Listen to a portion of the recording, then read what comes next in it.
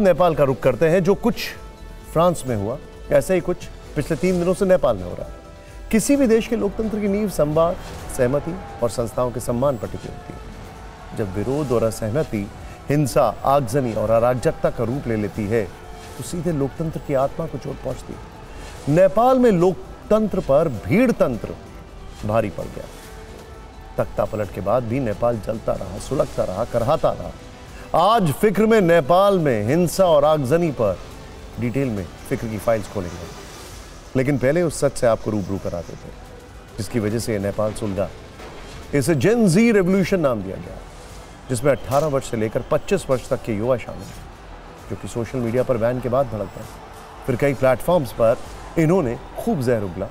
जो कुछ इन आंदोलनकारियों ने लिखा वो हैरान कर देने वाला था। आंदोलनकारियों ने सोशल मीडिया पर लिखा, ध्यान से देखिए, मुझे मशीन गन चाहिए, गृह मंत्री और प्रधानमंत्री के घर बोतल बम फेंक, हर मरे हुए प्रदर्शनकारी के लिए एक नेता की जान लो, एयरपोर्ट के रनवे जला डालो, हवाई जहाज में आग लगा दो, हर डोमेस्टिक इंटरनेशनल एयरपोर्ट के पास ड्रोन उड़ाओ, नेपाल के सभी नेताओं को मार डालो, ब्रो सब कुछ जला डालो।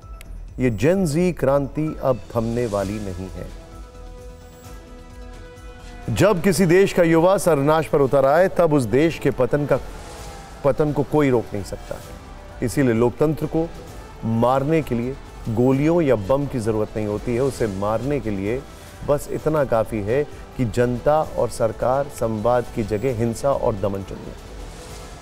सबसे दुखद बात यह है कि ध्यान से सोचिएगा कि ये वो जनता है, ये वो सोशल मीडिया है जिसका सहारा लेकर 2015 में भूकंप के बाद लोगों की मदद की गई, नेपाल को रीबिल्ड किया गया।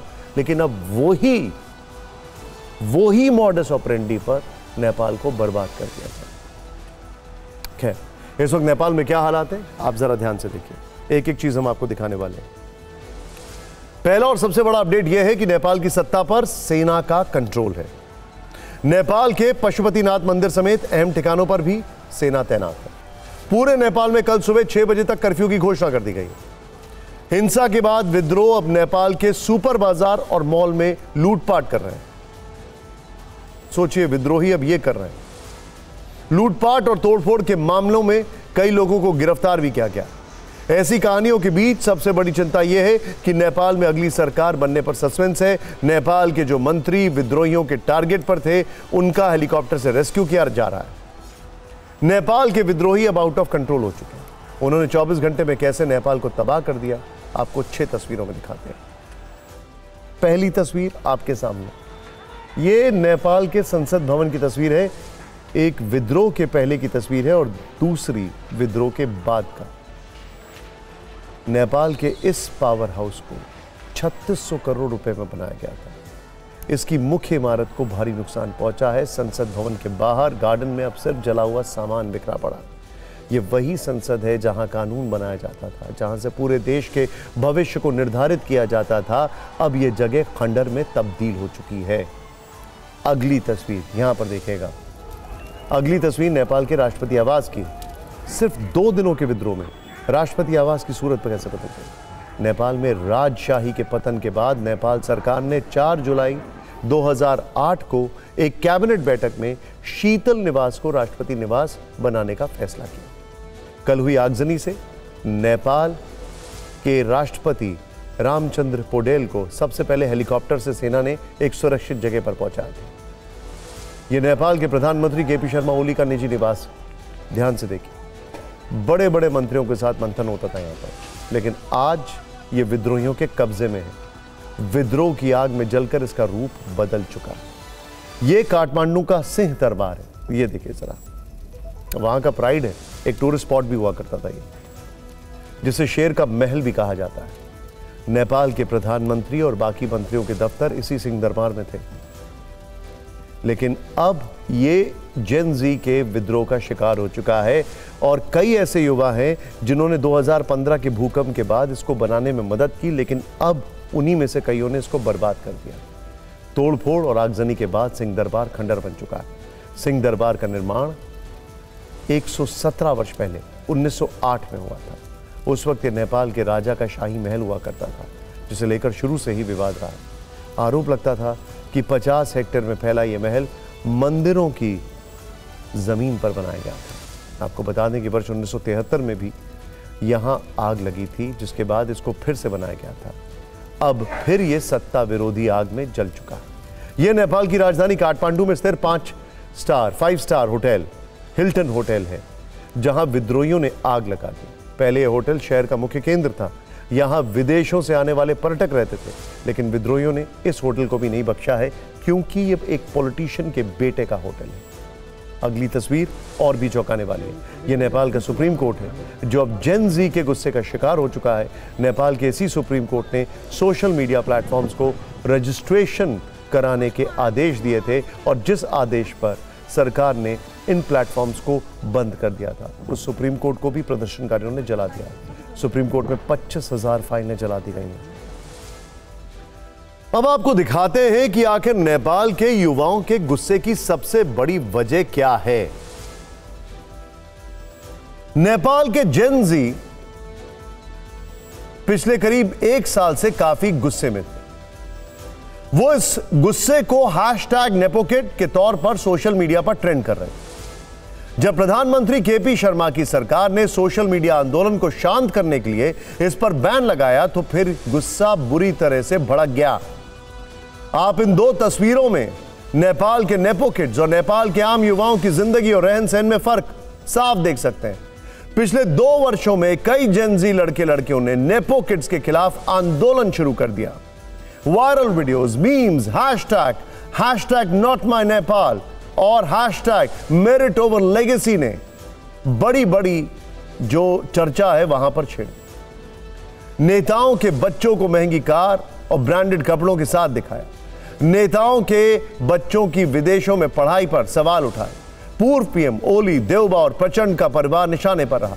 इन युवाओं ने संदेश दिया कि आम आदमी जिंदा रहने के लिए भी संघर्ष कर रहा है, और नेताओं के जो बच्चे हैं हर सुख सुविधा भोग रहे हैं। नेपाल के नौजवानों ने पूछा कि नेताओं के बच्चों के पास इतने पैसे कहां से आ रहे हैं, और यहीं से इस गुस्से की शुरुआत हुई, और यही सबसे बड़ी वजह भी बनी। नेपाल में अचानक सिर्फ 3 दिनों में ही तख्तापलट कैसे हो गया, इसकी पूरी टाइमलाइन आपको समझनी चाहिए। Excuse me.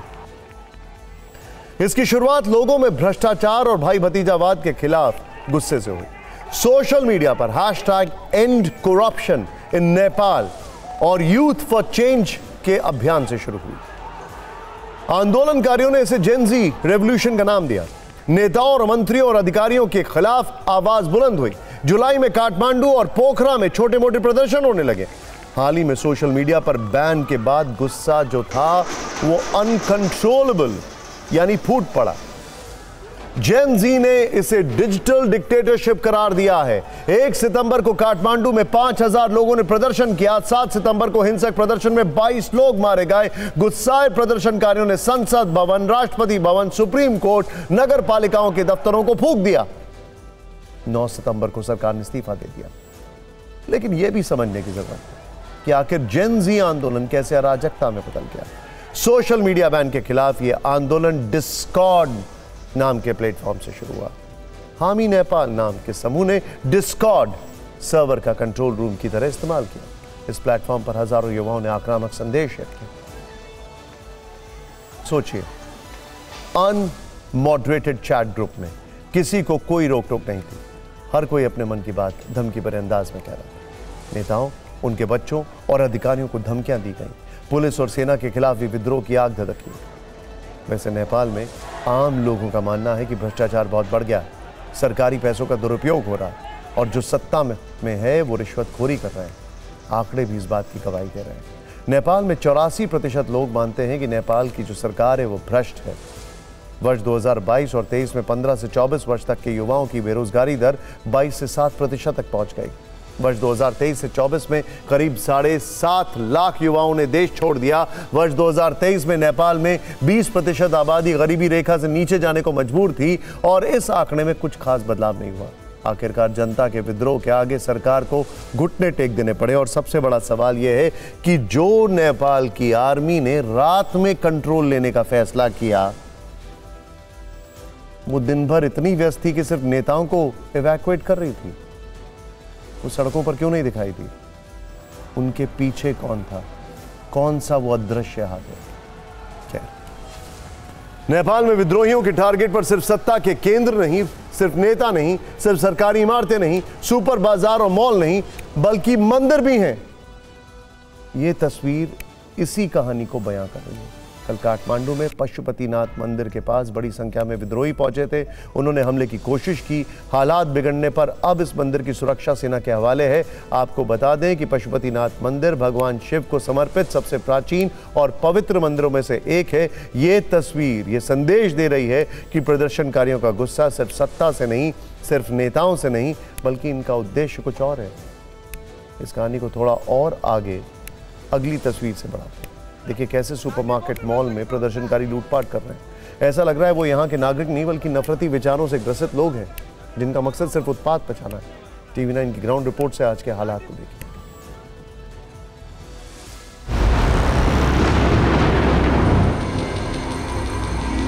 सबसे पहले ये बोर्ड देखिए, ये यहाँ का बहुत बड़ा और बहुत चर्चित मॉल है।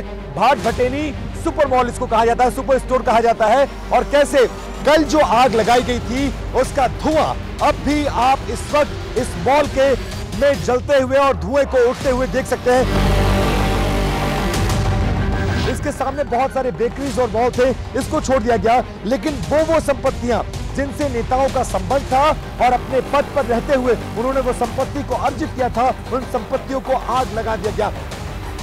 देखिए कैसे ये पूरा मॉल आग के हवाले कर दिया गया था और अब भी अंदर आग जल रही है, सुलग रही है और धुआं उठ रहा है।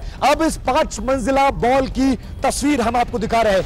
ये एक डिनर सेट है, ये डिनर सेट का ये गत्ता है और अंदर ये जो प्लेट्स है, कटोरी है, चम्मच है, सब कुछ तोड़कर यहाँ पर फेंका गया है और उसकी तस्वीरें आप साफ तौर पर देख सकते हैं। और हम ठीक उसी हिल्टन होटल के बाहर खड़े हैं जहां पर यह आग लगाई गई है।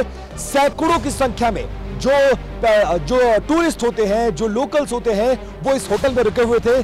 सबसे गनीमत ये रही कि कुछ लोग जान बचाकर छत पर भागे थे, उनके भी मरने की संभावना जताई जा रही है और अभी भी रह के ब्लास्ट हो रहे हैं, क्योंकि पूरी सेंट्रलाइज्ड एसी से ये इमारत इक्विप थी। और देखिए कैसे कमरों में आग लग रही है, क्योंकि हर कमरे में इंटीरियर हुआ था, वुडन वर्क बहुत ज्यादा था। इसके अलावा गद्दे थे, फ्रिज था, कूलर था, फ्रिज था, एसी था, ये तमाम चीजें थी। और कैसे करके ये पूरी इमारत धराशायी होने के कगार पर आकर खड़ी हो गई है। वैसे नेपाल के हालात की चर्चा आज भारत के सुप्रीम कोर्ट में भी हुई, जहां प्रेसिडेंशियल रेफरेंस पर सुनवाई के दौरान चीफ जस्टिस ऑफ इंडिया ने नेपाल का जिक्र किया। सीजेआई BR गवई ने कहा कि हमें अपने संविधान पर गर्व है, क्योंकि देखिए पड़ोसी देश नेपाल में इस वक्त क्या हो रहा है। चीफ जस्टिस ने जो कुछ कहा वो बहुत अहम है, क्योंकि कल से सोशल मीडिया पर कुछ नेता और अति उत्साही लोग ऐसा लिख रहे थे कि नेपाल जैसे हालात कहीं भी हो सकते हैं। उनका इशारा शायद भारत की तरफ था। ये एक विशेष तरह की कुंठित मानसिकता है, जिसमें दूसरे देशों की जलती हुई इमारतों और तोड़फोड़ को देखकर यह कटाक्ष किया जाता है कि कहीं भी कभी भी कुछ भी हो सकता है।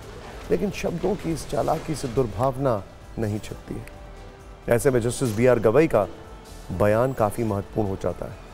इस बयान का वजन तरह तरह की देश विरोधी छीटाकशी से कहीं ज्यादा है और एक भरोसा भी है कि जब तक संविधान है, लोकतंत्र और देश दोनों सुरक्षित।